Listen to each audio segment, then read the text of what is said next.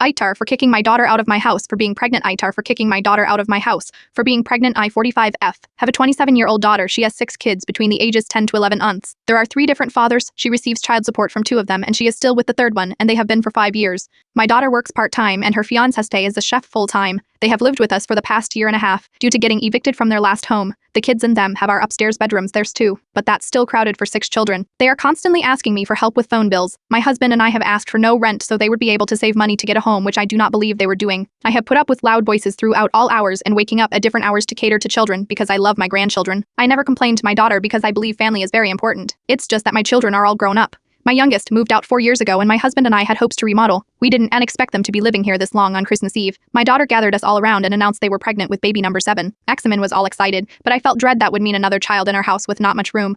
I looked over at my husband and could tell he felt the same. We discussed later and decided we were going to have to ask them to move out. Last night at dinner, I brought it up to my daughter and her boyfriend, and we told them they have 2 months to find a place because we cannot have another child here. My daughter started crying, saying she couldn't believe I'd throw her to the streets for having a baby, that this was completely unfair and not enough time. I told her I was sorry it was painful for me as well, but these living conditioners were impossible. She demanded I give her more time or she'd go to the courts, and I told her newsflash, the courts only gives you 30 days. She then said my grandchildren were going to be homeless because I was selfish. She made a Facebook post asking for rooms to rent because Mashrat is pregnant and has nowhere to go, and her family don't give a shit about her.